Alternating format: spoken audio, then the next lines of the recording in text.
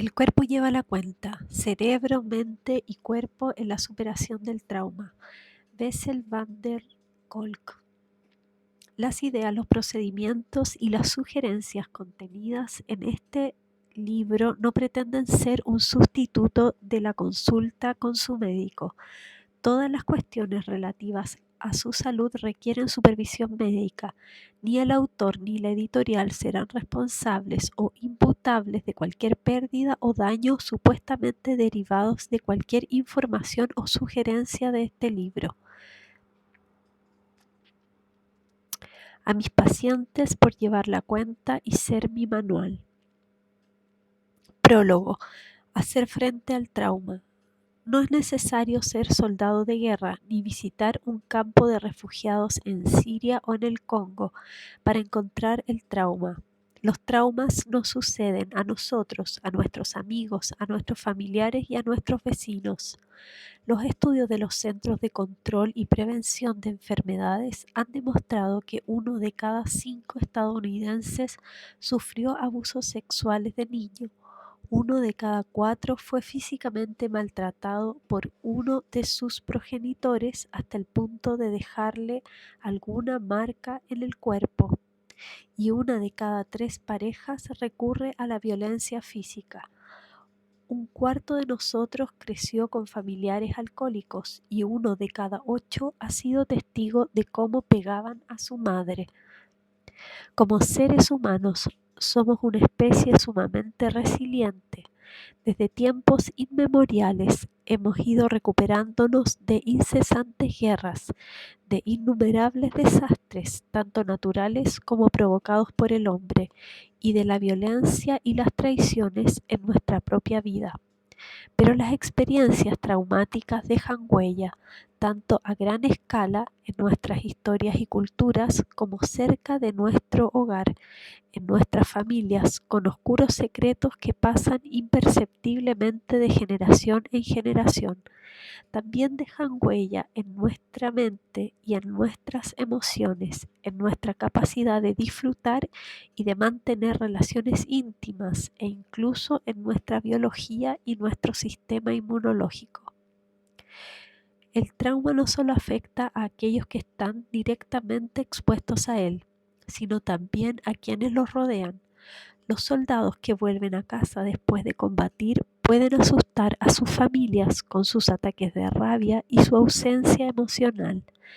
Las viudas de los hombres que sufren trastorno por estrés postraumático suelen sufrir depresión y los hijos de madres con depresión corren el riesgo de crecer con inseguridad y ansiedad.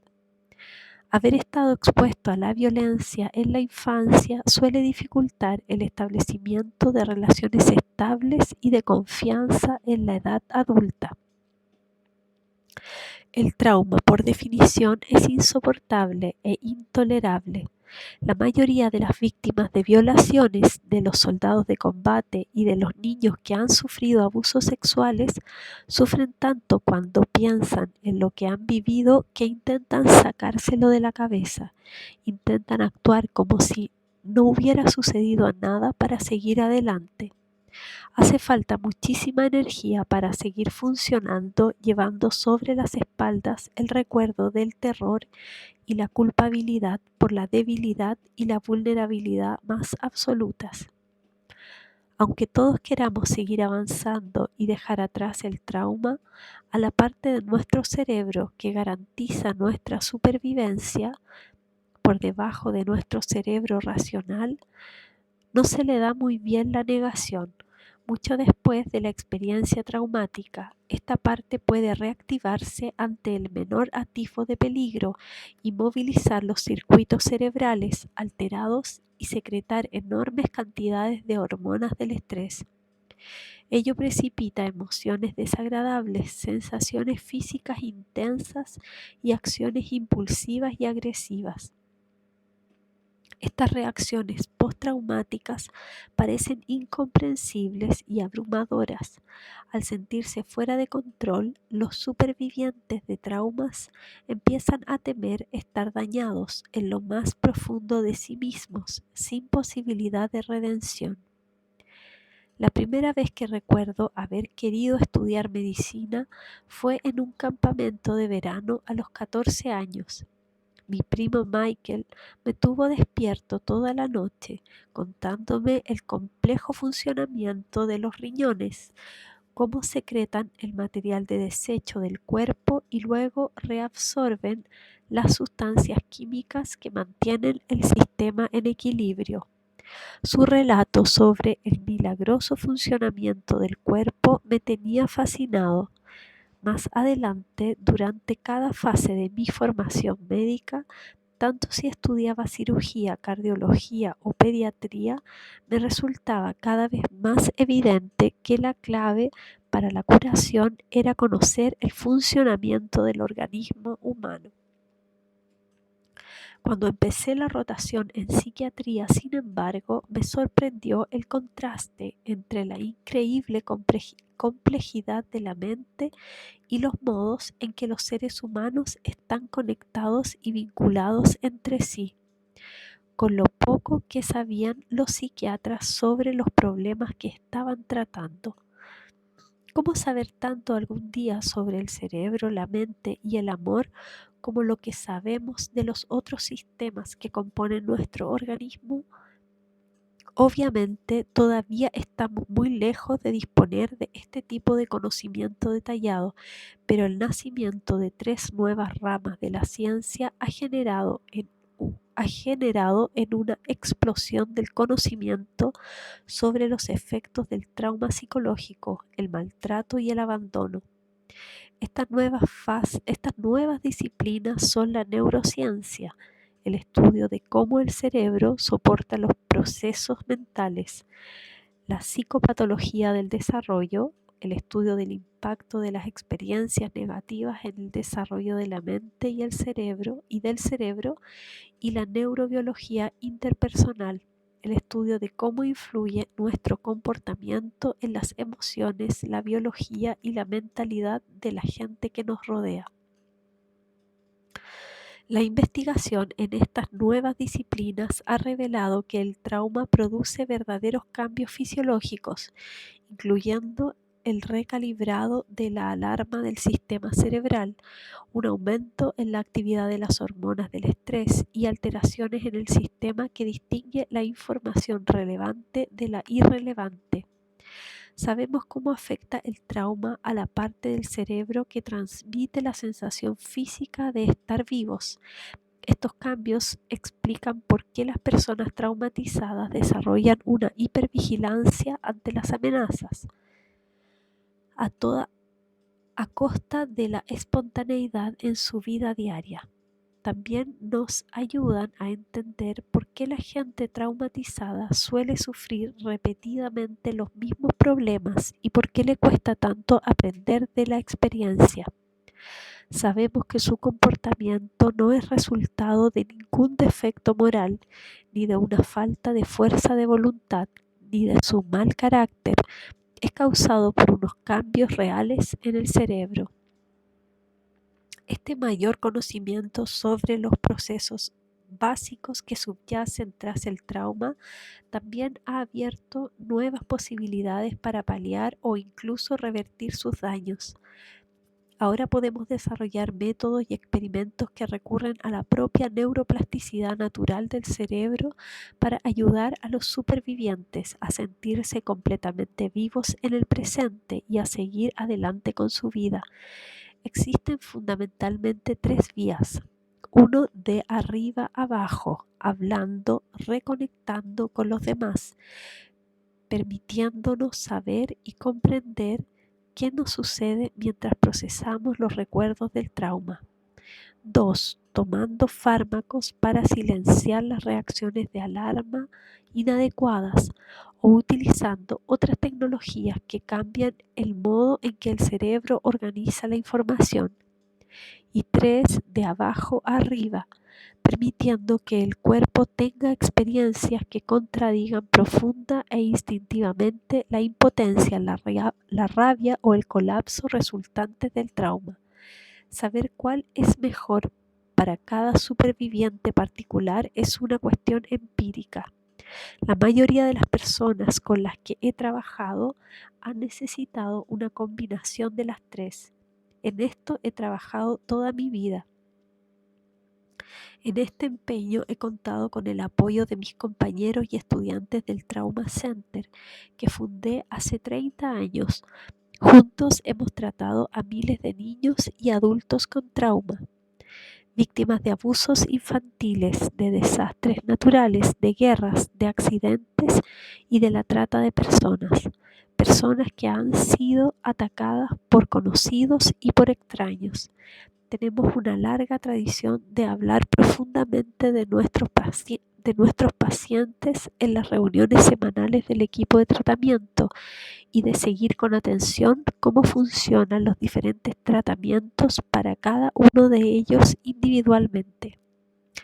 Nuestra principal misión siempre ha sido asistir a los niños y a los adultos que han venido a nuestro centro a tratarse, pero desde el principio también nos hemos dedicado a investigar para explorar los efectos del estrés traumático en varias poblaciones y determinar qué tratamiento funciona mejor para quién. Hemos recibido becas de investigación del Instituto Nacional de Salud Mental, del Centro Nacional de Medicina Complementaria y Alternativa, de los Centros de Control de Enfermedades y de varias fundaciones privadas para estudiar la eficacia de muchas formas de tratamiento diferentes, desde medicaciones hasta terapia conversacional, yoga, MDR, teatro y neurofeedback. El reto es el siguiente: cómo recuperar el control sobre los restos de los traumas del pasado y volver a adueñarnos de nuestra propia vida. Las conversaciones, la comprensión y las conexiones humanas ayudan, y los fármacos pueden calmar los sistemas de alarma hiperactivos. Pero como también veremos, las huellas del pasado pueden transformarse, teniendo experiencias físicas que contradigan directamente la impotencia, la rabia y el colapso que forman parte del trauma, recuperando así el autocontrol. No tengo ningún tratamiento predilecto, porque no hay un único enfoque que sirva para todo el mundo, sino que practico todas las formas de tratamiento que describo en este libro. Cada una de ellas puede producir cambios profundos dependiendo de la naturaleza del problema en cuestión y la constitución de cada persona. Escribí este libro para que sirviera como guía y como invitación, una invitación a enfrentarnos a la realidad del trauma, a explorar el mejor modo de tratarlo y a comprometernos como sociedad a usar todos los medios de los que disponemos para evitarlo. Parte 1. Redescubrir el trauma. Capítulo 1. Lecciones de los veteranos de Vietnam. Me convertí en lo que soy ahora a los 12 años, en un frío y nublado día de invierno de 1975. Fue hace mucho tiempo, pero lo que dicen sobre el pasado no es verdad. Mirando ahora hacia atrás, me doy cuenta de que llevo los últimos 26 años asomándome a ese callejón desierto. Khaled Hosseini,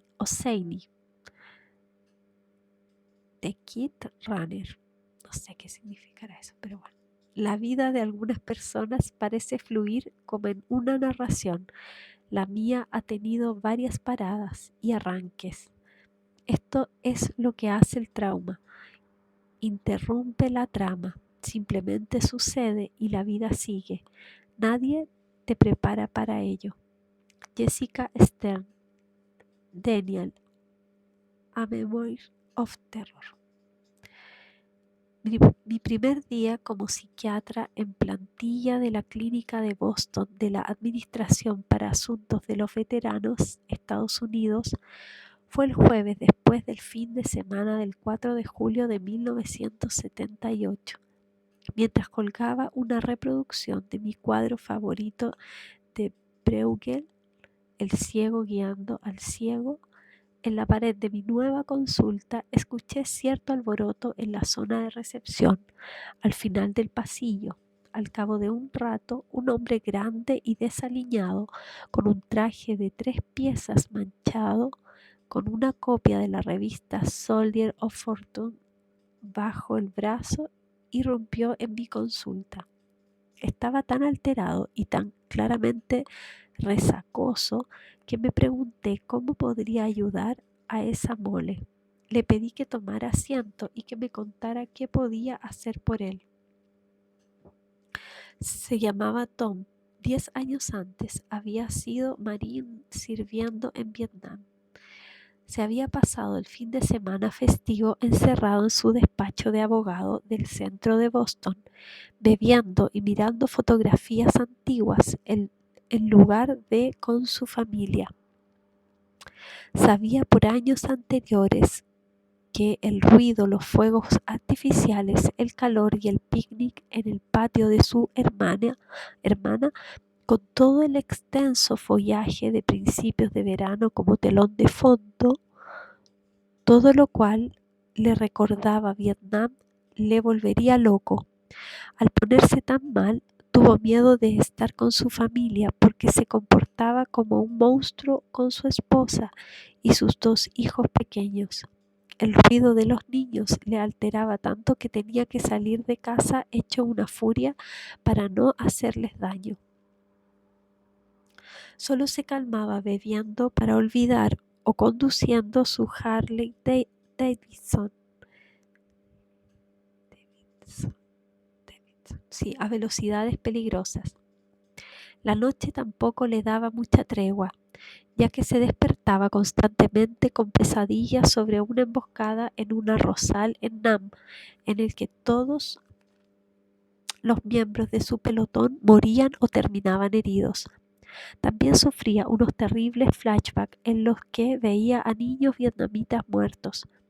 Las pesadillas eran tan horribles que temía quedarse dormido, así que a menudo permanecía despierto la mayor parte de la noche, bebiendo. Por la mañana su esposa solía encontrarle tirado en el sofá del salón de su casa y ella y los niños tenían que andar de puntillas alrededor suyo mientras desayunaban antes de ir a la escuela.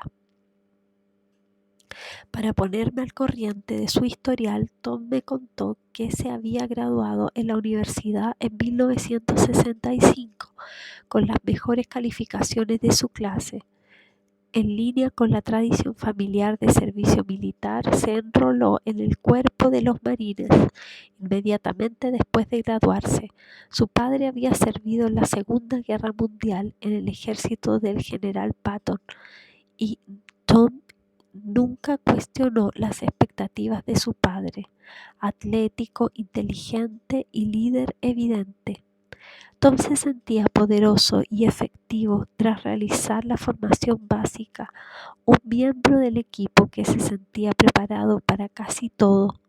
En Vietnam, enseguida se convirtió en el líder del pelotón, al cargo de otros 8 marines.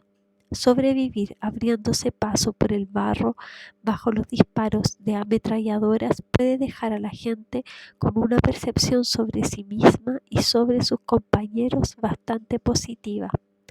Al final de su misión militar, Tom se licenció con honores y todo lo que quería era dejar Vietnam atrás.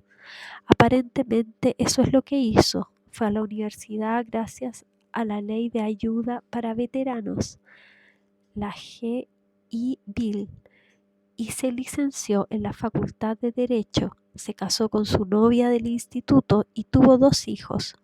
A Tom le preocupaba lo mucho que le costaba sentir un cariño real hacia su mujer, aunque sus cartas le habían mantenido en vida en la locura de la selva. Tom vivía maquinalmente una vida normal, esperando que fingirla le permitiría aprender a volver a ser el de antes. Ahora tenía un despacho de abogado y una perfecta familia de postal, pero no se sentía normal, se sentía muerto por dentro. Aunque Tom fue el primer veterano que conocí a nivel profesional, muchos aspectos de su historia me resultaban familiares. Yo crecí en la Holanda de la posguerra, jugando en edificios bombardeados, con un padre que se había opuesto con tanto fervor a los nazis que fue enviado a un campo de internamiento. Mi padre nunca habló de su experiencia en la guerra, pero de vez en cuando sufría unos ataques de rabia explosiva que como niño pequeño me sorprendían. ¿Cómo podía ser que el hombre que cada día escuchaba bajar sigilosamente las escaleras para rezar y leer la Biblia mientras el resto de la familia dormía podía tener ese temperamento tan aterrador? ¿Cómo podía alguien cuya mujer estaba dedicada a la búsqueda de la justicia social estar tan lleno de rabia? Fui testigo del mismo comportamiento desconcertante con mi tío, que fue capturado por los japoneses en las islas orientales holandesas, la actual Indonesia, y enviado como mano de obra esclava a Birmania, donde trabajó en el famoso puente sobre el río Kawai. Tampoco mencionó casi nunca la guerra y él también sufría ataques incontrolables de ira. Mientras escuchaba a Tom, me preguntaba si mi tío y mi padre habían sufrido pesadillas y flashbacks, si ellos también se sentían desconectados de sus seres queridos e incapaces de experimentar el verdadero placer en la vida. En alguna parte, en el fondo de mi mente, también debo de tener recuerdos de mi aterrada y a menudo aterradora madre, a cuyo trauma infantil en ocasiones se hacía alusión y que, según creo ahora, ella recreaba con frecuencia. Tenía la inquietante costumbre de desmayarse cuando le preguntaba cómo era su vida de pequeña y luego culparme a mí por hacerla sentir tan mal. Tranquilizado por mi interés evidente, Tom se calmó y me contó lo asustado y confundido que estaba. Tenía miedo de volverse como su padre, que siempre estaba enfadado y casi nunca hablaba con sus hijos, salvo para compararlos desfavorablemente con sus compañeros que habían perdido la vida en las Navidades de 1944. Durante la batalla de las Ardenas. A medida que la sesión se iba acercando a su fin, hice lo que suelen hacer los médicos. Me centré en la parte de la historia de Tom que creía haber comprendido, sus pesadillas. Cuando estudiaba medicina, trabajé en un laboratorio del sueño, observando los ciclos de sueño de los pacientes y colaboré en la redacción de algunos artículos sobre pesadillas. También participé en algunos estudios tempranos, sobre los efectos beneficiosos de los fármacos psicoactivos que se estaban empezando a utilizar en los años 70.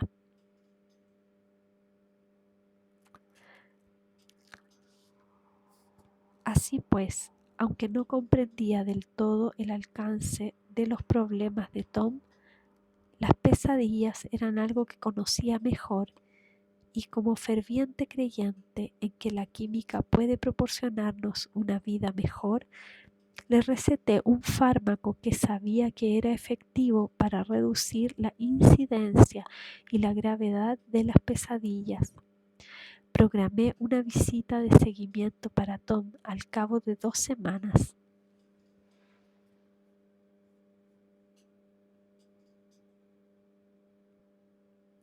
Cuando volvió para la siguiente visita, le pregunté ansiosamente cómo le había ido el fármaco. Me dijo que no se había tomado ninguna pastilla. Intentando ocultar mi irritación, le pregunté por qué. Me di cuenta de que si me tomaba las pastillas y las pesadillas desaparecían, me dijo estaría abandonando a mis amigos y su muerte habría sido en vano. Debo ser el homenaje vivo de mis amigos que murieron en Vietnam. Me quedé perplejo. La lealtad de Tom hacia los muertos le estaba impidiendo vivir su propia vida, igual que la devoción de su padre hacia sus amigos le había impedido vivir la suya. Las experiencias del padre y del hijo en el campo de batalla habían convertido el resto de su vida en irrelevante. ¿Cómo había sucedido y qué podíamos hacer al respecto? Esa mañana me di cuenta de que probablemente dedicaría el resto de mi vida profesional a intentar desvelar los misterios del trauma.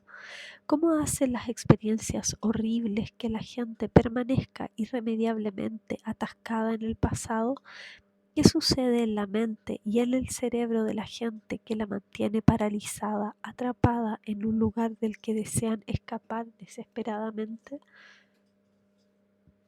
¿Por qué la guerra de ese hombre no llegó a su fin en febrero de 1969 con el abrazo de sus padres en el aeropuerto internacional Logan de Boston tras su largo vuelo desde Da Nang?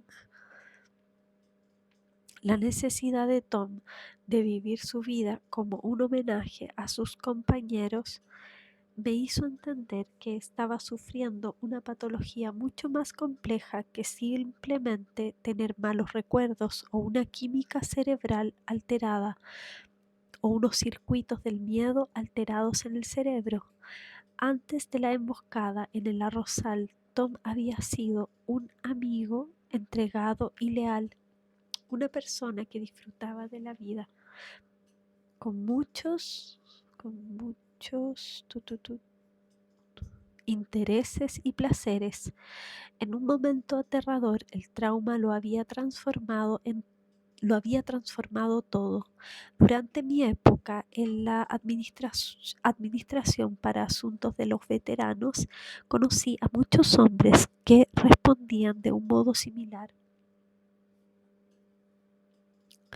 Al enfrentarse a frustraciones incluso menores, nuestros veteranos solían mostrar de forma instantánea una rabia extrema. Las zonas públicas de la clínica estaban marcadas con los impactos de sus puños en el panel de yeso y los agentes de seguridad estaban muy ocupados protegiendo a agentes y recepcionistas de la rabia de los veteranos. Obviamente su comportamiento nos asustaba, pero a mí también me intrigaba. En casa mi esposa y yo nos enfrentábamos a problemas similares con nuestros hijos pequeños, que a menudo tenían rabietas cuando les pedíamos que se comieran las espinacas o que se pusieran unos calcetines. Entonces, ¿por qué el comportamiento inmaduro de mis hijos no me inquietaba en absoluto, pero me preocupaba profundamente lo que sucedía con los veteranos, dejando de lado su tamaño, obviamente con el potencial de hacer mucho más daño que mis dos pequeños en casa? La razón era que confiaba plenamente en que con los cuidados adecuados mis hijos aprenderían gradualmente a manejar las frustraciones y las decepciones. Sin embargo, era bastante escéptico sobre mi capacidad de ayudar a mis veteranos a readquirir las capacidades de autocontrol y de autorregulación que habían perdido en la guerra. Desgraciadamente, en mi formación psiquiátrica nada me había preparado para manejar ninguno de los retos que presentaban Tom y sus compañeros. Bajé a la biblioteca médica para consultar libros sobre neurosis de guerra, fatiga de batalla o cualquier otro término o diagnóstico que se me pudiera ocurrir que arrojara un poco de luz sobre mis pacientes. Para mi sorpresa, en la biblioteca de la Administración para Asuntos de los Veteranos no había ni un solo libro sobre ninguno de estos trastornos. 5 años después de que el último soldado americano abandonara Vietnam, el problema del trauma de guerra todavía no estaba en la agenda de nadie. Finalmente, en la biblioteca Countway Ridgway de la Facultad de Medicina de Harvard, descubrí el libro The Traumatic Neuroses of War, publicado en 1941 por un psiquiatra llamado Abraham Gardiner. En él, el autor describía sus observaciones sobre los veteranos de la Primera Guerra Mundial y se publicó como anticipo a la marea de soldados con neurosis de guerra que se esperaba que causaran baja en la Segunda Guerra Mundial. Gardiner describía el mismo fenómeno que yo estaba viendo. Después de la guerra, estos pacientes se veían invadidos por una sensación de inutilidad, se volvían insociables y desapegados, aunque antes hubieran tenido un funcionamiento normal. Lo que Gardiner llamaba neurosis traumáticas se conoce actualmente como trastorno por estrés postraumático, TEPT. Gardiner observó que las personas que sufrían neurosis traumáticas desarrollaban un estado crónico de vigilancia y una sensibilidad hacia la amenaza. Su resumen me llamó especialmente la atención. El núcleo de la neurosis es una fisioneurosis. En otras palabras, el estrés postraumático no está totalmente en la cabeza de la persona, como mucha gente suponía, sino que tiene una base fisiológica. Gardiner entendió entonces que los síntomas tienen su origen en la respuesta de todo el cuerpo al trauma original. La descripción de Gardiner corroboraba mis propias observaciones, lo cual era tranquilizador, pero me daba pocas pistas sobre cómo ayudar a los veteranos. La falta de literatura sobre el tema era un hándicap. Pero mi maestro Elvin Semrad nos había enseñado a ser escépticos con los libros de texto. Solo teníamos un único manual, decía, nuestros pacientes. Solo debíamos confiar en lo que podíamos aprender de ellos y de nuestra propia experiencia. Esto suena demasiado simple, pero aunque Semrad nos empujara a confiar en el autoconocimiento, también nos previno sobre lo difícil que es este proceso, ya que los seres humanos somos expertos en hacernos ilusiones y en oscurecer la verdad. Recuerdo que decía, la mayor fuente de nuestro propio sufrimiento son las mentiras que nos contamos a nosotros mismos. Trabajando en la administración para asuntos de los veteranos, pronto descubrí lo doloroso que puede ser enfrentarse a la realidad. Y esto era aplicable tanto a mis pacientes como a mí mismo. Realmente no queremos saber lo que sufren los soldados en la batalla. Realmente no queremos saber cuántos niños sufren tocaciones y abusos sexuales en nuestra sociedad, ni cuántas parejas, parece ser que 1/3 de ellas, recurren a la violencia en algún momento durante su relación. Queremos pensar en nuestras familias como un lugar seguro en un mundo desalmado y en nuestro país como un lugar habitado por la gente tolerante y civilizada. Preferimos pensar que la crueldad solo ocurre en lugares lejanos como Darfur o el Congo. Ya es suficientemente duro para los observadores ser testigo del dolor. Entonces, ¿a alguien le sorprende que las propias personas que han sufrido el trauma no pueden soportar recordarlo y que a menudo recurran a las drogas, el alcohol o la automutilación para bloquear algo tan insoportable de saber? Tom y el resto de veteranos se convirtieron en mis primeros maestros en mi camino para comprender cómo la vida queda hecha añicos tras estas experiencias dolorosas y para descubrir cómo permitirles sentirse de nuevo totalmente vivos.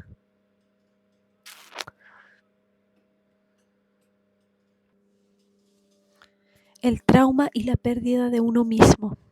El primer estudio que hice en la Administración para Asuntos de los Veteranos empezaba preguntando sistemáticamente a los veteranos qué les había sucedido en Vietnam.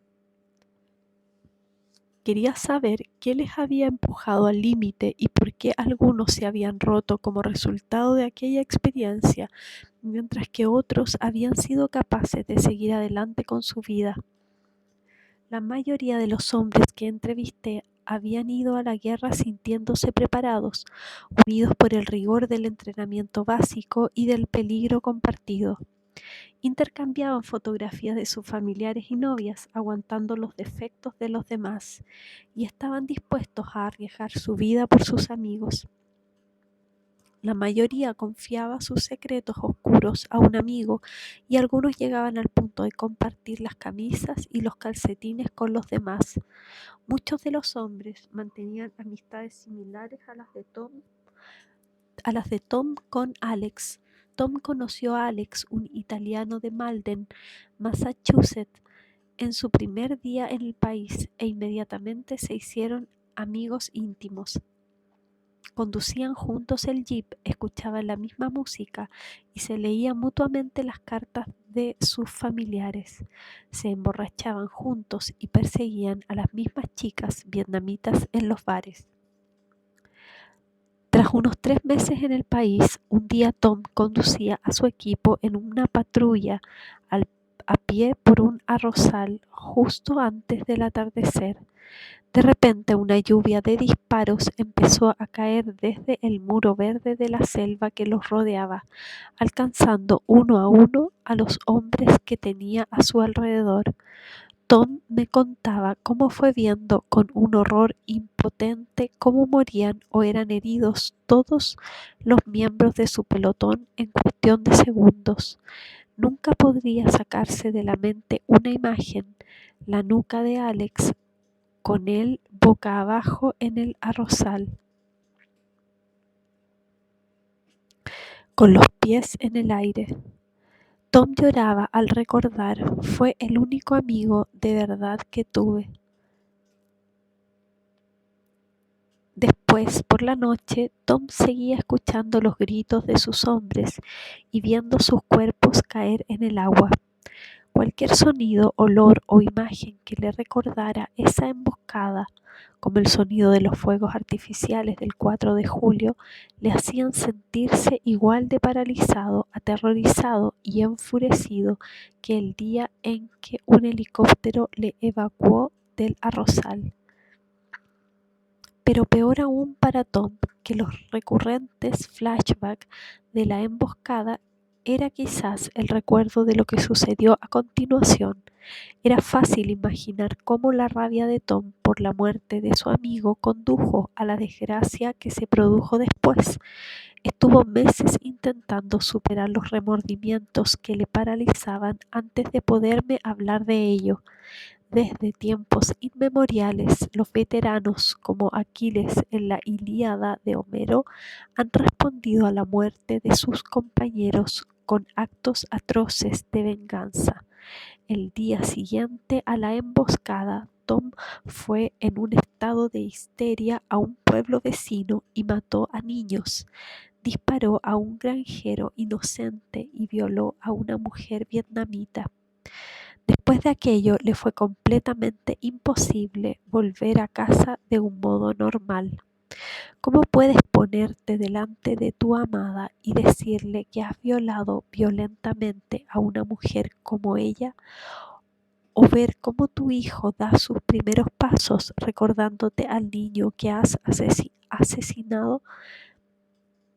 Tom vivió la muerte de Alex como si parte de sí mismo hubiera quedado destruida para siempre, la parte buena, honorable y fiable. El trauma, tanto si es resultado de algo que nos han hecho como si es algo que hemos hecho nosotros, casi siempre dificulta mucho poder establecer relaciones íntimas. Después de experimentar algo tan atroz, ¿cómo aprender a confiar en uno mismo o en otra persona? O a la inversa, cómo rendirse a una relación íntima después de haber sido violada brutalmente. Tom siguió viniendo lealmente a las visitas, ya que me convertí en su cuerda salvavidas, en el padre que nunca tuvo, en un Alex que había sobrevivido a la emboscada.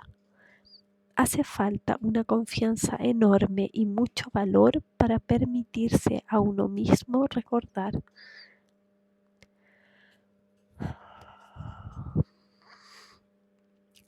Una de las cosas más difíciles para las personas que han sufrido un trauma es enfrentarse a los remordimientos de cómo se comportaron durante el episodio traumático, tanto si está objetivamente justificado como en la comisión de atrocidades, como si no, como en el caso de un niño que intenta apaciguar a su abusador.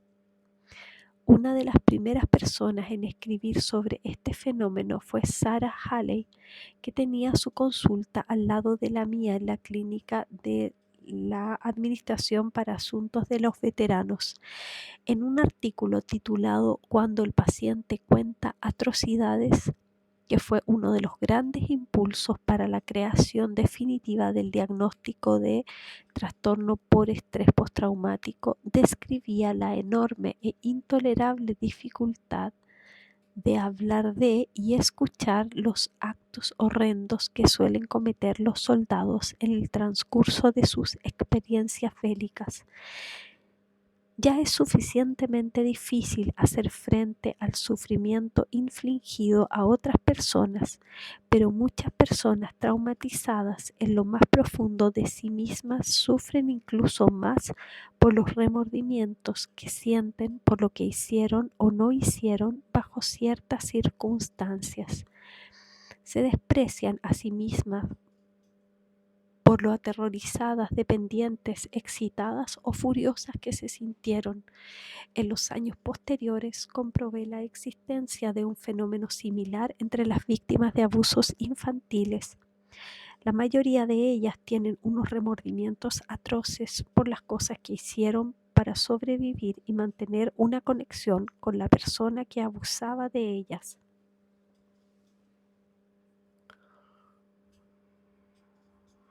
Esto es especialmente aplicable si el abusador era una persona cercana al niño, alguien de quien el niño dependía, como suele ser el caso tan a menudo. El resultado puede ser una confusión sobre si la víctima era víctima o un participante voluntario, lo cual a su vez provoca desconcierto en torno a la diferencia entre amor y terror, dolor y placer. Volveremos a este dilema más adelante en este libro. Insensibilización.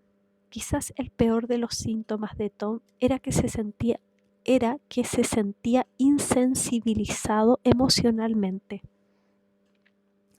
Deseaba desesperadamente amar a su familia, pero no podía evocar ningún sentimiento profundo hacia ella. Se sentía emocionalmente distante de todo el mundo, como si su corazón estuviera helado y viviera tras una pared de cristal. Esta insensibilización se extendía a sí mismo también. Realmente no podía sentir nada, salvo su rabia momentánea y sus remordimientos. Describía cómo apenas se reconocía a sí mismo al mirarse al espejo para afeitarse. Cuando se escuchaba a sí mismo defendiendo un caso ante los tribunales, se observaba desde la distancia y se preguntaba cómo ese tipo que se parecía a él y hablaba como él podía argumentar de ese modo tan convincente. Cuando ganaba un caso fingía sentirse gratificado y cuando lo perdía era como si lo hubiera visto venir y se resignara a la derrota antes de que sucediera. A pesar de ser un abogado muy efectivo, siempre sentía como si estuviera flotando en el espacio, sin propósito ni dirección. Lo único que ocasionalmente mitigaba esta sensación de falta de rumbo era la implicación intensa en un caso particular. Durante el transcurso de nuestro tratamiento, Tom tuvo que defender a un mafioso acusado de asesinato. Durante todo ese juicio, estuvo totalmente absorto en la ideación de una estrategia para ganar el caso, y hubo varias ocasiones en las que se levantaba por la noche para sumergirse en algo que realmente le apasionaba. Era como estar en un combate, dijo. Se sentía totalmente vivo y nada más importaba. Tras ganar ese caso, sin embargo, Tom perdió toda la energía y el rumbo. Las pesadillas volvieron, igual que sus ataques de rabia, de forma tan intensa que tuvo que irse a un motel para asegurarse de no hacer daño a su mujer o a sus hijos. Pero estar solo también resultaba aterrador, porque los demonios de la guerra volvían con toda su fuerza. Tom intentaba permanecer ocupado trabajando, bebiendo y drogándose, haciendo cualquier cosa para evitar enfrentarse a sus demonios. Siguió mirando Soldier of Fortune, fantaseando en alistarse como mercenario en una de las muchas guerras regionales que arrasaban África. Esa primavera cogió su Harley y se fue hacia la autopista Kangamarus, Kancamagus, en New Hampshire.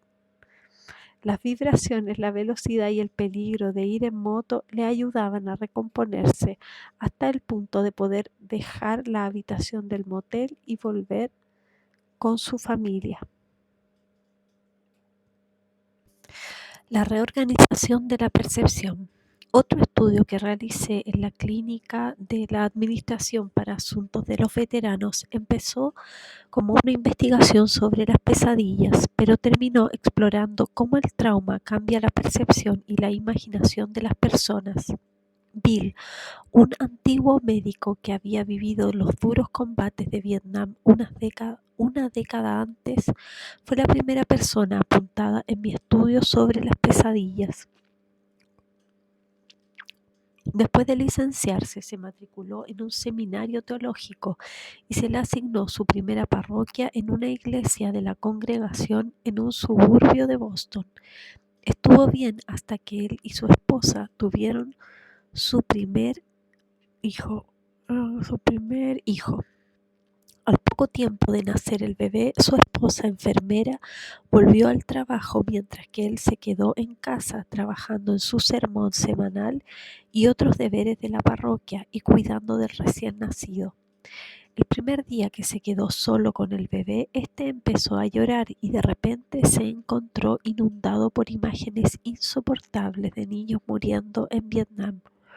Bill tuvo que llamar a su esposa para que se ocupara del bebé y vino en un estado de pánico a la clínica. Describió cómo no dejaba de escuchar el sonido de niños llorando ni de ver imágenes de rostros de niños quemados y ensangrentados. Mis compañeros médicos pensaban que seguramente estaba psicótico porque los manuales de la época decían que las alucinaciones auditivas y visuales eran síntomas de esquizofrenia paranoide. Los mismos textos que daban este diagnóstico también indicaban la causa. La psicosis de Bill probablemente estaba desencadenada por su sensación de sentirse desplazado en los afectos de su esposa por su nuevo hijo. Ese día, al llegar a la consulta de admisiones, vi a Bill rodeado por unos preocupados médicos dispuestos a administrarle un potente fármaco antipsicótico y a mandarle a una sala cerrada. Me describieron los síntomas y me pidieron mi opinión. Al haber trabajado anteriormente en una unidad especializada en el tratamiento de esquizofrénicos, estaba intrigado. Había algo en el diagnóstico que no me cuadraba. Le pregunté a Bill si podía hablar con él y después de escuchar su historia, parafraseé inconscientemente algo que Sigmund Freud dijo sobre el trauma en Bill. en 1895. Creo que este hombre sufre por sus recuerdos. Le dije a Bill que intentaría ayudarle y después de ofrecerle una medicación para controlarle el pánico, le pregunté si querría volver al cabo de unos días para participar en mi estudio sobre pesadillas. Aceptó. Como parte del estudio, los participantes hacían un test de Rorschach. A diferencia de las pruebas que requieren respuestas a preguntas directas, las respuestas de la prueba de Rorschach son casi imposibles de falsear. Esta prueba es una manera única de observar cómo la gente se construye una imagen mental a partir de un estímulo que no tiene ningún significado, una mancha de tinta. Como los seres humanos somos criaturas que siempre buscan significado en las cosas, tendemos a crear cierto tipo de imagen o de historia a partir de esas manchas de tinta, igual que cuando estamos en un prado en un día de verano y vemos imágenes en las nubes que flotan en el cielo. Lo que la gente construye con esas manchas puede decirnos mucho sobre cómo funciona su mente. Al ver la segunda tarjeta de la prueba de Rorschach, Bill exclamó horrorizado: «Es ese niño que vi volando por los aires en Vietnam. En el medio veo la carne quemada, las heridas y la sangre brotando por todas partes». Jadeando y con sudor en la frente, estaba en una situación de pánico similar a la que le trajo inicialmente a la clínica de la Administración para Asuntos de los Veteranos. Aunque había escuchado a veteranos describir sus flashbacks, esta fue la primera vez que fui testigo de uno. En ese momento, en mi consulta, Bill estaba evidentemente viendo las mismas imágenes, oliendo los mismos olores y sintiendo las mismas sensaciones físicas que sintió durante el acontecimiento original. 10 años después de sostener impotente en brazos a un niño moribundo, Bill estaba reviviendo el trauma en respuesta a la visión de una mancha de tinta. Experimentar de primera mano el flashback de Bill en mi consulta me ayudó a ser consciente de la agonía que sufrían con frecuencia los veteranos que yo intentaba tratar, y me ayudó a valorar de nuevo lo importante que era encontrar una solución. El acontecimiento traumático en sí, aunque horrendo, tenía un inicio, una parte central y un final, pero los flashbacks, por lo que pude ver, podían ser incluso peores. Nunca sabes cuándo te van a asaltar de nuevo y no tienes forma de saber cuándo acabarán. Tardé años en aprender cómo tratar con efectividad los flashbacks, y en este proceso Bill resultó ser uno de mis mentores más importantes.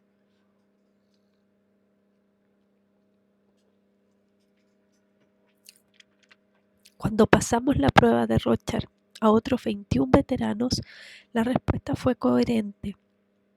16 de ellos, al ver la segunda carta, reaccionaron como si estuvieran experimentando un trauma bélico. La segunda tarjeta de Rorschach es la primera que contiene color y puede provocar como respuesta el llamado shock del color. Los veteranos interpretaron esta tarjeta con descripciones como: «Son los intestinos de mi amigo Jim después de que un proyectil de mortero le destrozara», y «Es el cuello de mi amigo Danny después de que un proyectil le volara la cabeza mientras almorzábamos». Ninguno de ellos mencionó a monos bailando o mariposas revoloteando, ni hombres en moto, ni ninguna de las imágenes ordinarias y en ocasiones extravagantes que la mayoría de la gente ve. Mientras que la mayoría de los veteranos se alteró mucho con las imágenes, las reacciones de los 5 restantes fueron aún más alarmantes. Simplemente se quedaron en blanco. «No es nada», dijo uno, «solo un montón de tinta». Tenían razón, evidentemente, pero la respuesta de un ser humano normal ante un estímulo ambiguo es usar la imaginación para leer algo a partir de él. A través de estas pruebas de Rorschach aprendimos que la gente traumatizada tiende a superponer su trauma a todo lo que le rodea y que le cuesta descifrar lo que sucede a su alrededor. Parecía que había poca ambigüedad. También aprendimos que el trauma afecta a la imaginación. Los 5 hombres que no veían nada en las manchas de tinta habían perdido la capacidad de jugar con la mente, pero los otros 16 también, ya que al ver escenas del pasado, en esas manchas no estaban mostrando la flexibilidad mental que es el sello de la imaginación. Simplemente reprodujeron un carrete antiguo. La imaginación es absolutamente crítica para nuestra calidad de vida. Nuestra imaginación nos permite evadirnos de nuestra existencia diaria, rutinaria, al fantasear con viajar, comer, el sexo, enamorarnos o tener la última palabra. Todas las cosas que hacen que la vida sea interesante. La imaginación nos da la oportunidad de contemplar nuevas posibilidades. Es una plataforma de lanzamiento esencial para que nuestras esperanzas se hagan realidad. Enciende nuestra creatividad, mitiga el aburrimiento, alivia nuestro dolor, mejora nuestro placer y enriquece nuestras relaciones más íntimas. Cuando las personas se ven arrastradas constante y compulsivamente al pasado, a la última vez en que sintieron una implicación intensa y unas emociones profundas, sufren una falta de imaginación, una pérdida de flexibilidad mental. Sin imaginación no hay esperanza, no hay posibilidad de contemplar un futuro mejor, no hay sitio a donde ir, no hay objetivo que alcanzar. Las pruebas de Rorschach también nos enseñaron que las personas traumatizadas miran el mundo de un modo fundamentalmente diferente al resto de personas. Para la mayoría de nosotros, un hombre bajando por la calle es simplemente alguien dando un paseo. Una víctima de una violación, sin embargo, verá a una persona que va a abusar de ella y les entrará pánico. Un maestro severo puede ser una presencia intimidante para un niño normal, pero para un niño cuyo padre le pega puede representar un torturador y provocarle un ataque de ira o dejarle encogido de miedo en un rincón.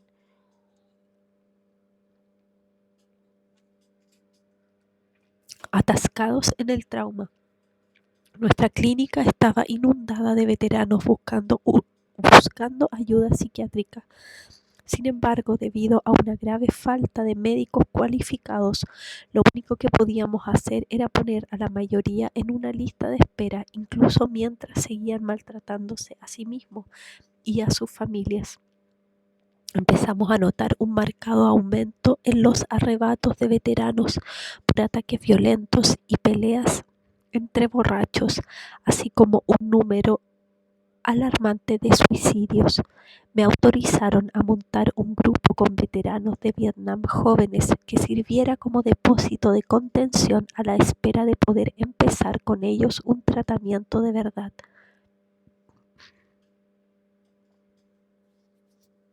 En la sesión inaugural para un grupo de antiguos marines, el primer hombre en hablar declaró rotundamente: "No quiero hablar de la guerra". Yo respondí que los participantes podían hablar de todo lo que quisieran. Después de media hora de un silencio insoportable, un veterano empezó finalmente a hablar de su accidente de helicóptero. Para mi sorpresa, el resto inmediatamente volvió a la vida, hablando intensamente de sus experiencias traumáticas. Todos ellos volvieron la semana siguiente y la semana de después. En el grupo encontraban una resonancia y un significado a lo que anteriormente habían sido solamente sensaciones de terror y de vacío. Sentían una sensación renovada de compañerismo que había sido tan importante en su experiencia en la guerra. Insistieron en que yo formara parte de su recién creada unidad y me regalaron un uniforme de capitán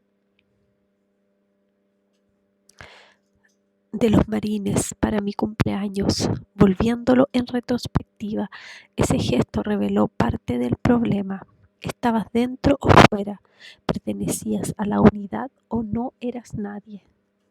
Después del trauma, el mundo se divide claramente entre los que saben y los que no. Las personas que no han compartido la experiencia traumática no son dignas de confianza porque no pueden entenderlo. Tristemente, esto incluye a menudo a las esposas, a los hijos y a los compañeros de trabajo. Más adelante dirigí a otro grupo. En esta ocasión eran veteranos del ejército de Patton, hombres de más de 70 años, todos con suficiente edad como para ser mis padres. Nos reuníamos los lunes a las 8 de la mañana.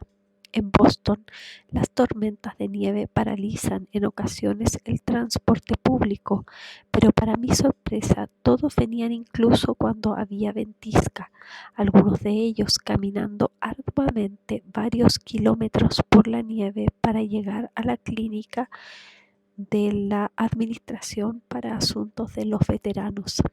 Por Navidad me regalaron un reloj de pulsera de los años 40. Como sucedió con el grupo de marines anterior, no podía ser su médico a menos que me convirtiera en uno de ellos. Por muy emotivas que fueran esas experiencias, los límites de la terapia en grupo quedaron patentes cuando pedí a esos hombres que hablaran de los problemas a los que se enfrentaban en su vida diaria. Las relaciones con sus esposas, sus hijos, sus amigos y familiares, el trato con sus jefes y el hecho de tener un trabajo satisfactorio, su elevado consumo de alcohol. Su respuesta habitual era rehuir el tema, resistirse y en lugar de eso contar de nuevo cómo clavaron una daga en el corazón de un soldado alemán en el bosque de Hurtgen o cómo su helicóptero fue derribado en las selvas de Vietnam. Tanto si el trauma había sucedido hacía 10 años o más de 40, mis pacientes no podían tender un puente entre sus experiencias de guerra y su vida actual. En cierto modo, el acontecimiento que les causó tanto dolor también se había convertido en su única fuente de significado. Solo se sentían totalmente vivos cuando volvían a recordar su pasado traumático. Diagnosticar el estrés postraumático. En aquella primera época, en la clínica de la Administración para Asuntos de los Veteranos, etiquetábamos a los veteranos con todo tipo de diagnósticos: alcoholismo, abuso de sustancias, depresión, trastorno del estado de ánimo, incluso esquizofrenia. Y probábamos todos los tratamientos de nuestros manuales. Sin embargo, incluso dedicando todos nuestros esfuerzos, quedaba claro que en realidad estábamos logrando muy poco. Los potentes fármacos que les recetábamos a menudo les dejaban tan confundidos que apenas podían funcionar. Cuando los animábamos a hablar de los detalles concretos de un acontecimiento traumático, a menudo sin darnos cuenta, desencadenábamos un flashback a gran escala en lugar de ayudarles a resolver el problema.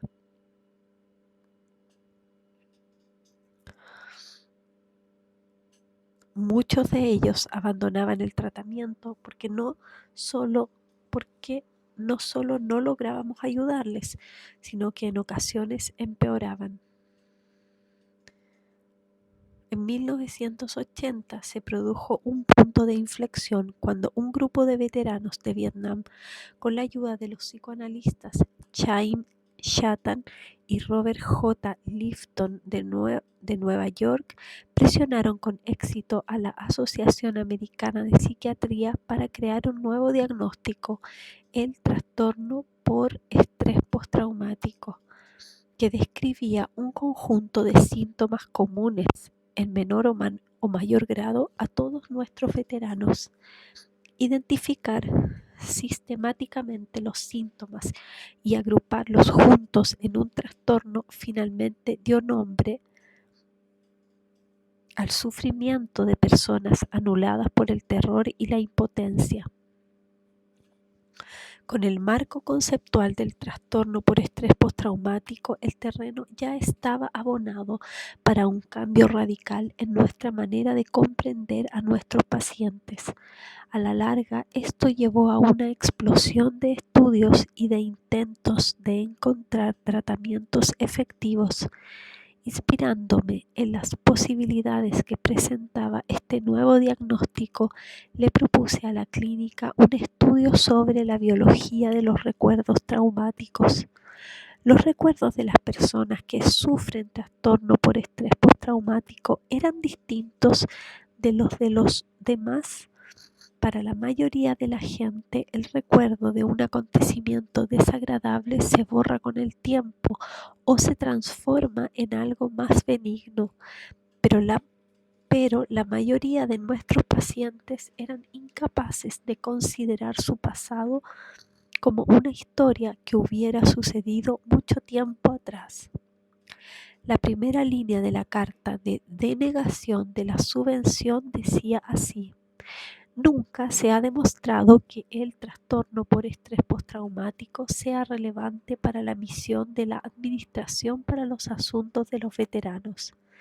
Desde entonces, por supuesto, la misión de la Administración para Asuntos de los Veteranos se ha organizado en torno al diagnóstico del trastorno por estrés postraumático y del daño cerebral, y se dedican importantes recursos a la aplicación de tratamientos basados en la evidencia a veteranos de guerra traumatizados. Pero en esa época las cosas eran diferentes, y al no estar dispuesto a seguir trabajando en una organización para cuya visión de la realidad era tan distinta de la mía, presenté mi dimisión. En 1982 ocupé mi nuevo puesto en el Massachusetts Mental Health Center, el hospital universitario de Harvard en el que estudié para convertirme en psiquiatra.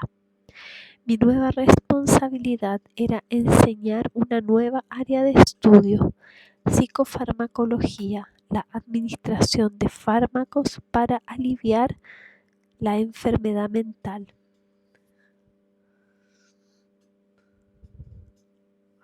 En mi nuevo empleo me veía confrontado casi a diario a problemas que creía haber dejado atrás en la clínica de la Administración para Asuntos de los Veteranos.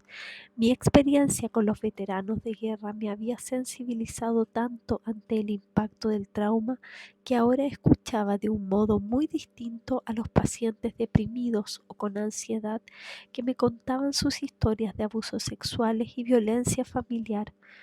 En especial, me sorprendía la cantidad de pacientes femeninas que contaban que habían sufrido abusos sexuales siendo niñas.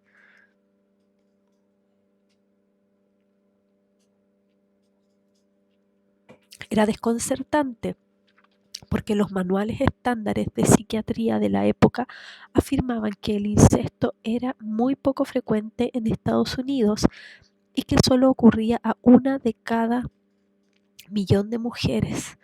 Teniendo en cuenta que solo había unos 100 millones de mujeres en aquella época viviendo en Estados Unidos,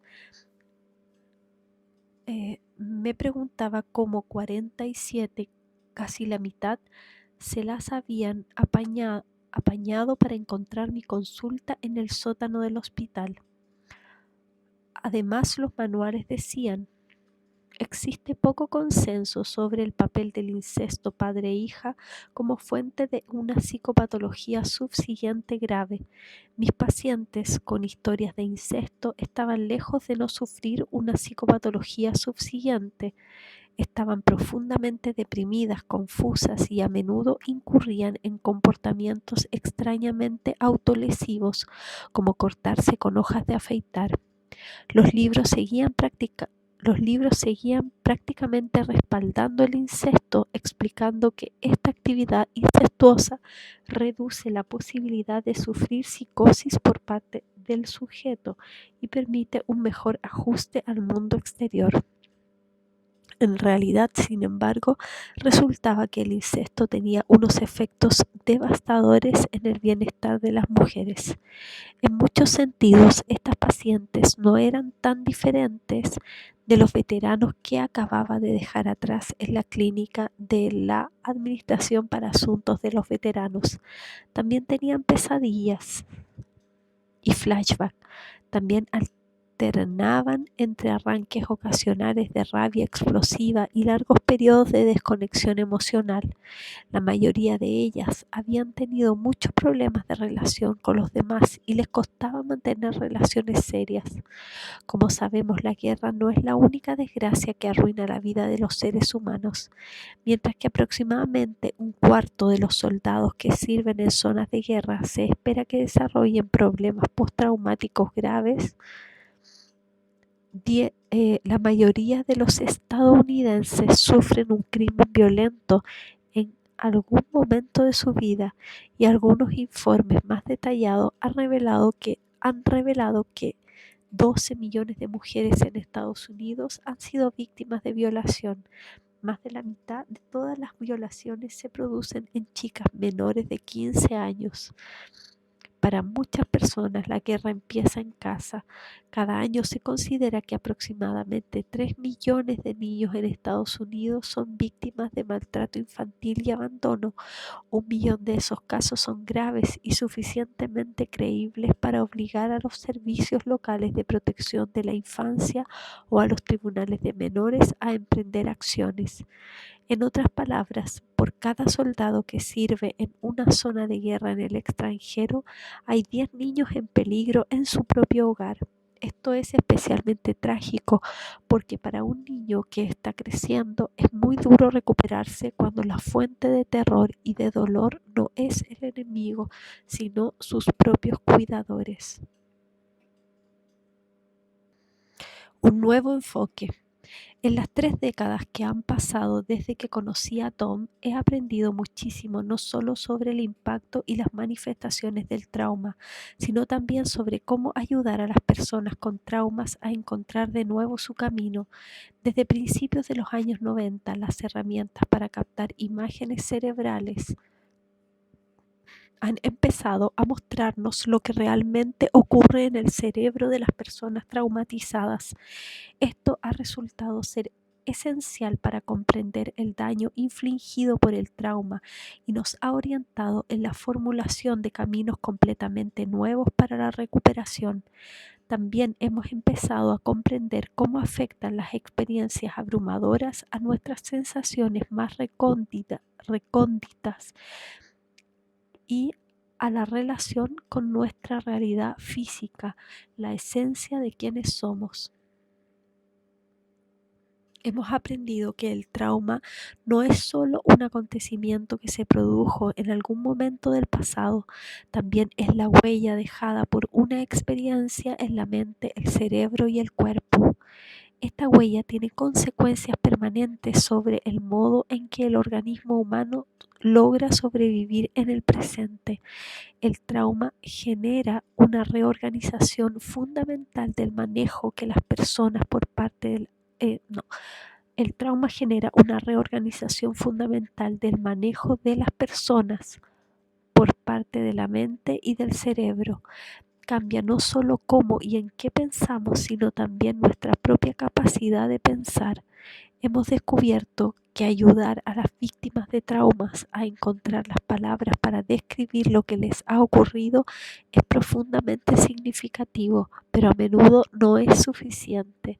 El acto de contar la historia no altera necesariamente las respuestas físicas y hormonales de un cuerpo que permanece hipervigilante, preparado para ser asaltado o violado en cualquier momento. Para que se produzca un cambio real, el cuerpo debe aprender que el peligro ya pasó y a vivir en la realidad del presente. Nuestra investigación para comprender el trauma nos ha llevado a pensar de modo diferente no solo sobre la estructura de la mente, sino también sobre el proceso mediante el cual se cura.